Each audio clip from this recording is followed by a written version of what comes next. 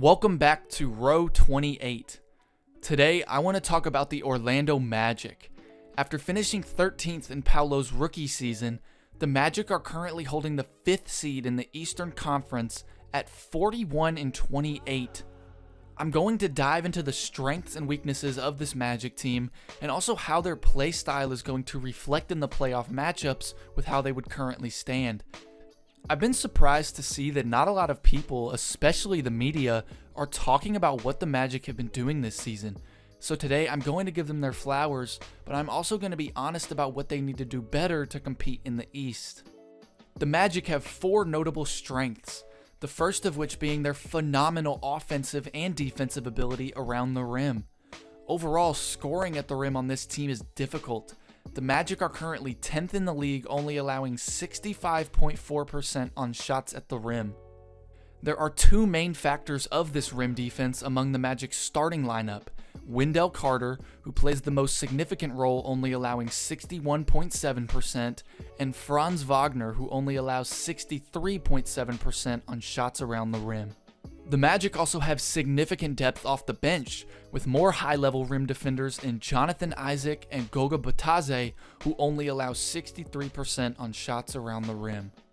On the flip side, the Magic are number 1 in the league with 38.8% of their shots taken being at the rim, shooting 67.6%.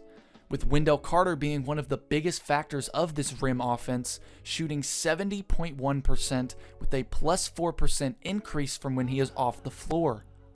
Of all the 9 other teams in the top 10 of rim defense this season, the Magic have beaten these teams 11 of 21 times, proving that even against high-level rim defense, this team can still score at the rim and win.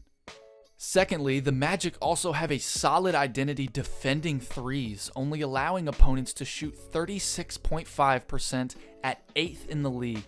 But to add a point relating to the benefits of the Magic's incredible defense, a huge factor of the Magic's scoring is their ability to force turnovers and score out of them.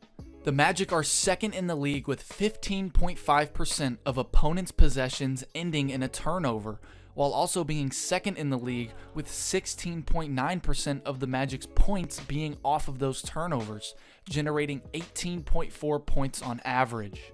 Lastly, the Magic have an exceptional ability to rebound the ball and get second chance point opportunities. They're 3rd in the league in defensive rebounding and 6th in the league in offensive rebounding, grabbing 28.8% of their own misses. The Magic have a few noteworthy weaknesses, all being offensively. For example, the Magic are really bad at shooting in the mid-range. Like, really bad. They have players like Paolo, Cole Anthony, and Markelle Fultz who take a lot of mid-range shots, more than anybody else on this team, but none of whom can really connect consistently from short or even long mid-range. Although being great at forcing a lot of turnovers, the Magic do also turn the ball over quite a bit themselves, being 26th in the league turning the ball over on 15.1% of possessions. This results in the Magic's opponents gaining 16.4 points on average off of turnovers, which is still less than the Magic generate themselves. The only other weakness I can see from the Magic is their lack of consistent 3-point shooting. As a team, the Magic rank at the bottom of the league in 25th place, shooting 35.8%. They have very good individual 3-point shooters in Wendell Carter, Joe Ingles, and Jalen Suggs, with Paolo Banchero also shooting better in his sophomore year, but looking at the rest of the roster, these percentages drop off quick, and there aren't many other options in terms of 3-point shooting from their actual guard and combo players, aside from their wing and bigs. I want to take a brief moment to talk about Wendell Carter, seeing as he is a key part of a lot of what the Magic are great at, and a big reason how the Magic are going to be able to survive in the playoffs. Besides his impact on rim defense and defense on threes, Carter is having an all-time career-high offensive impact, shooting his career high from 2 tied with last year at 62.4%, and shooting an all-time career high from 3 at 39.5%, with a considerable increase from last year where he only shot 35.4%. As I mentioned earlier, Wendell has a huge impact on the rim offense from on versus off of the floor, but there is also a huge impact in the team's three-point percentage when he is on versus off of the floor. When he is on the floor, the Magic shoot 38% from three, the highest percentage since Carter has been in Orlando, with a plus 3.3% increase from off of the floor. This is due to Carter's ability to hit threes, but also the spacing that you can generate when you have a big like Carter who can shoot the three consistently. For example, take a look at this inbound play that Orlando ran against Phoenix.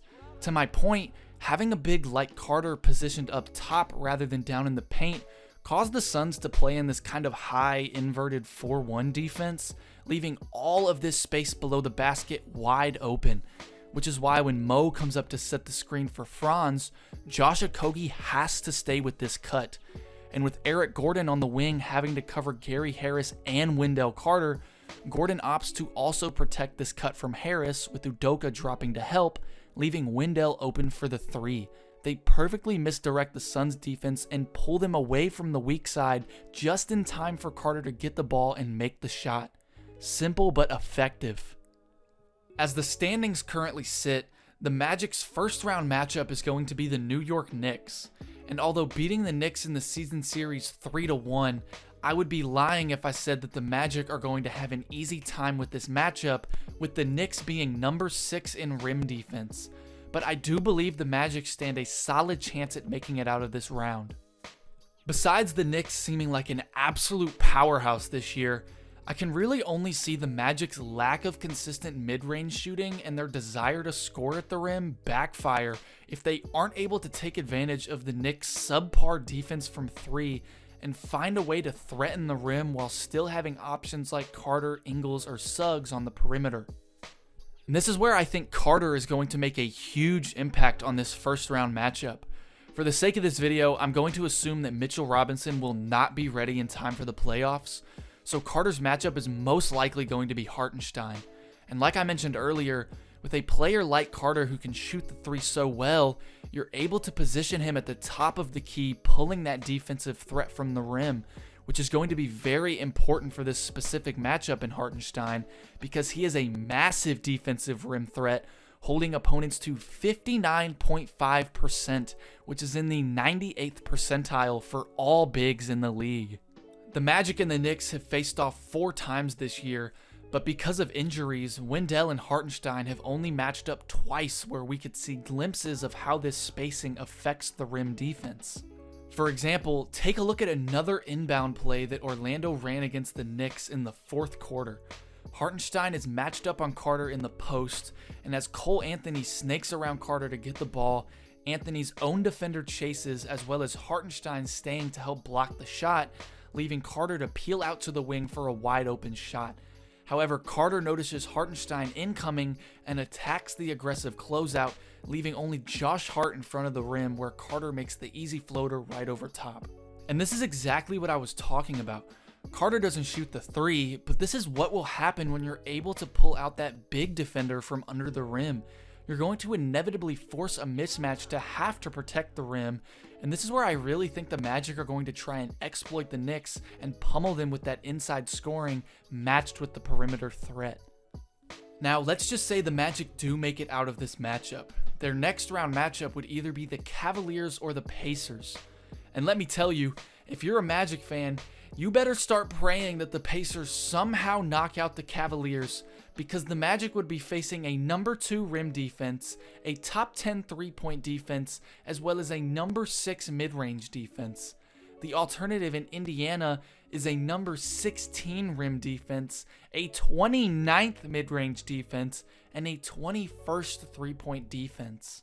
The Pacers do have the more effective offense, being 12th in rim scoring, and actually being number 1 in the league at mid-range shooting, and 12th in 3-point shooting. However, for Cleveland, Orlando would be looking at a rim offense at 19th, mid-range shooting at 12th, and 16th in 3-point shooting. Regardless of the Pacers and Cavaliers' own matchup outcome, I personally just don't think the Pacers would have what it takes to beat Orlando in a series. Besides Indiana's effective offense, the only area that I could see the Magic's defense not working out as well as in other areas is in the mid-range. And considering the Magic have won the season series 2-1, as well as the low-ranked rim and three-point defense, I think the Magic would just have a field day. So for the sake of this video, we're going to look at a potential Magic Cavaliers second round and see if the Magic have a chance at making it to an Eastern Conference appearance. The Magic and the Cavs tied their season series at 2 apiece. My biggest takeaway was in both games that the Magic won, they were able to impose that high-level perimeter defense as well as limiting the amount of shots the Cavs were taking and making in the mid-range. In the first 3 of their 4 matchups, the Magic were just not able to get anything to fall from 3, shooting 2 of 21 in a loss, 7 of 26 with the W, and 8 of 19 in another loss. However, in their last matchup, which was a W, they shot 14 of 25 and held the Cavs to 10 of 21 from 3. During this game, the Magic were easily the more effective team in the half court and were able to beat out the Cavs in offensive rebounding 31% to 25%, but they did struggle to grab the defensive boards necessary to stop the Cavs from generating 25.9 putback points. And in their wins over the Cavaliers, the Magic really showed that their effectiveness can be in their defense forcing the turnovers, grabbing offensive rebounds, and limiting the three-point shooting percentages. And if they want to be able to beat the Cavs in a series, they need to be able to grab the defensive boards as well as forcing bad shots in the mid-range and tough shots at the rim. With only 13 games left to play for the Magic, they have a very solid chance at making it just shy of 50 wins. So I don't know how much more the seedings are going to shake up or how they're going to end up, but those are just my observations for how the matchups currently stand. What are your thoughts on the potential matchups for the Magic and the Magic's playstyle overall? How far do you think they're going to get? Let me know down in the comments and let me know what you'd like for me to cover next. As always, I appreciate you so much if you stuck around to the end of this video. And until next time, stay safe, stay happy, and stay healthy. Peace.